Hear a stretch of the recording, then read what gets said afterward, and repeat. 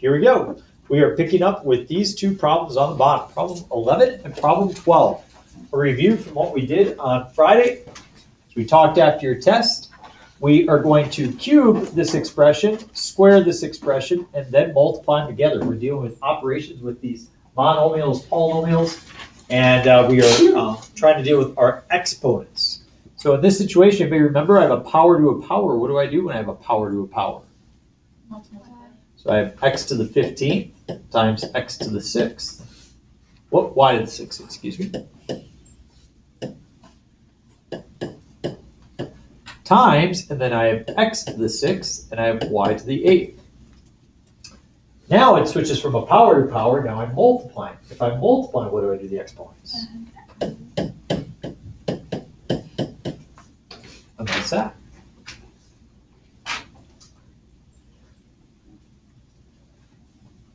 Now we're going to add in some coefficients.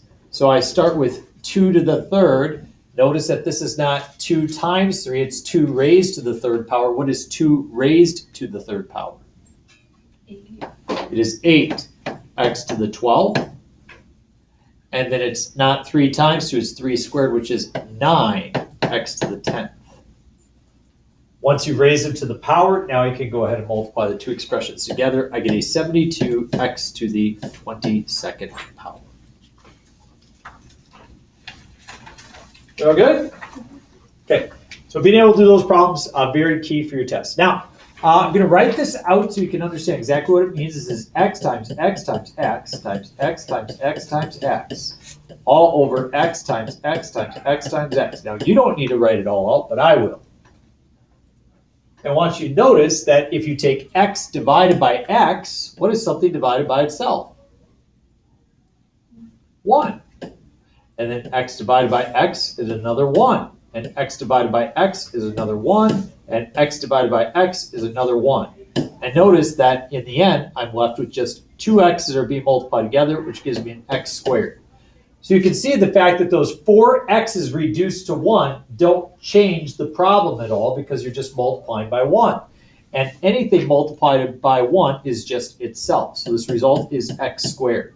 So you don't need to write this out every time. This is just simply showing you that if you're dividing expressions with exponents that have common bases, you may subtract the powers. You can subtract the powers. So the next one, I will start with the 10 divided by 5 is 2. And then I say, do I have more x's in the top or more x's in the bottom? Top. So I will have 2 of them divide off, leaving me with just 1 x in the top. And then do I have more y's in the top or bottom? So how many will divide off? 3 will divide off, leaving me with how many left? 4 left. And since there's more in the bottom, I'll have 4 left in the bottom. See if you can do number 3 on your own. Try number 3 on your own.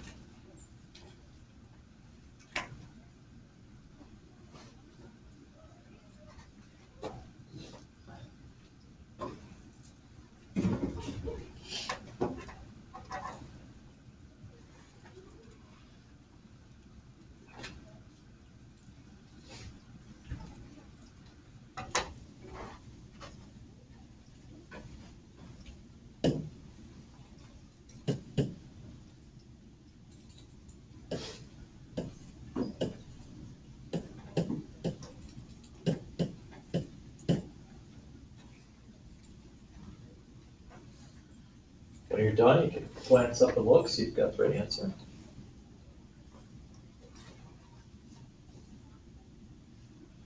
(18/12) reduces to 2/3. I have 5 more y's in the top. I have 6 more x's in the bottom. Any question there? Okay, what's different about the next one? What do I even do with the negative?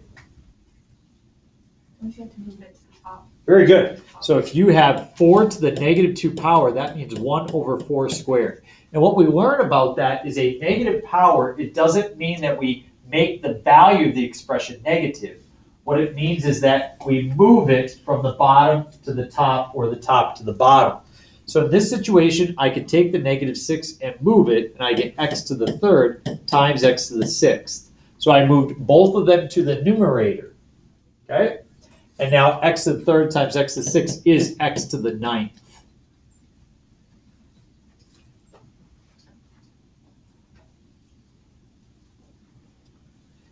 If you look at my next one, again, I have multiple negative exponents. And I'm going to move these negative exponents to new locations. First of all, 3 over 9 will reduce to 1/3. So I'm just going to have a 3 in the denominator. And I have an x squared that's in the denominator as well. That's a positive exponent. Everything else that's a negative exponent has to move. So this x to the negative third moves down and becomes x to the positive third. Y to the negative fourth is going to move down and become just y to the fourth. And y to the negative fifth is going to move up and become y to the fifth. So now that I've moved my negative exponents, I can now simplify the expression. I have the 3 in the bottom. Notice that I have x squared times x to the third, which is going to make x to the fifth. And I have y to the fifth over y to the fourth. That's going to leave me with just one y in the numerator. Not too bad? 3 more examples, and you can start your assignment. Here, a little bit different. I'm involving multiple levels of powers in the numerator and the denominator. I'm going to start by squaring this. So I square the 3 to get 9. And then I'm not going to let this negative exponent confuse me. If I have a power to a power, what do? And so I get -4. And then in the bottom, I have, this is not 2 times 3, it's 2 cubed. And what is 2 cubed? 8. 8. And I have x to the -15th. So this is the point that you can now start moving those negative exponents around. 9x to the 15th over 8x to the 4th. Notice the 9 and 8 don't move because they're not being taken to a negative power. I'm left with 9x to the 11th over just 8.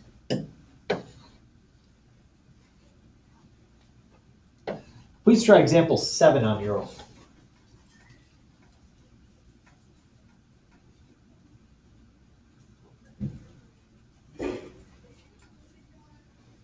Owen, big Doc here. He's got a Napa hat. A Napa hat? Yeah. Napa's pretty cool. You Someone gave it to me. You get car parts there. Mm-hmm.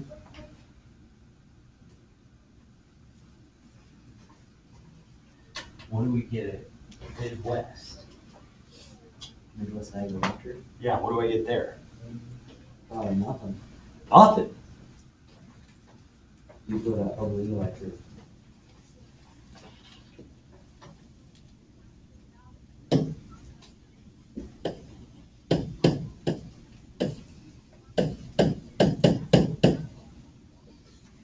Hopefully in the top you had 9x to the 6th, and the bottom you had 25x to the 8th. You can see that these are common bases, so you can divide them and get a 9 over 25. It's just x squared.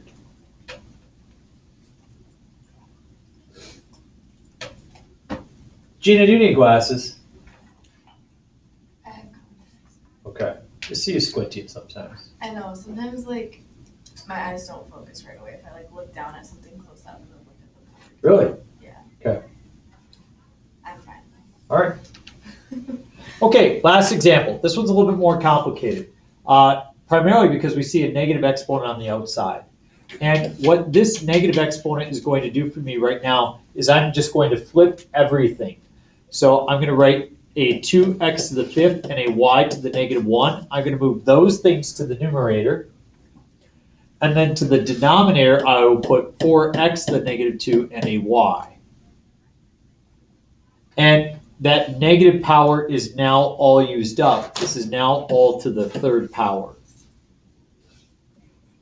So I used up the negative.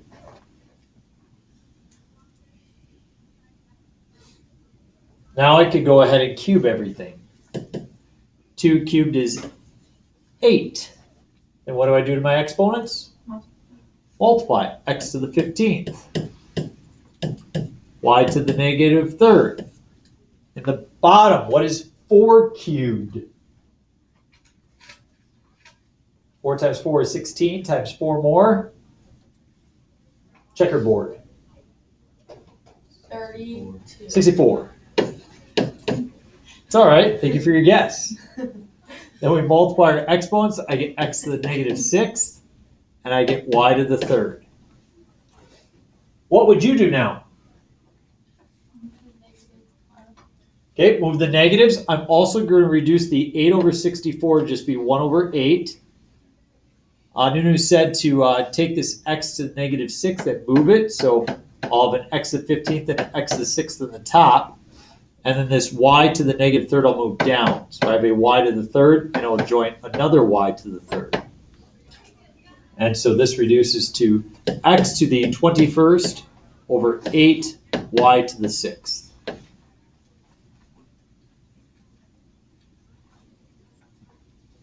And that's that. Not too bad. So in your homework, I have the answer key up here. It is simply just a front page with 12 problems. Should have enough time to be able to access that and check those out.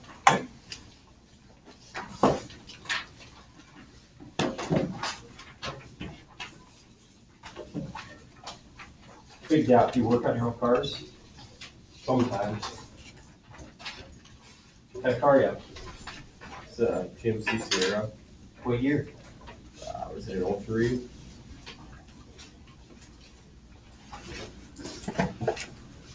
Have I shown you this yet?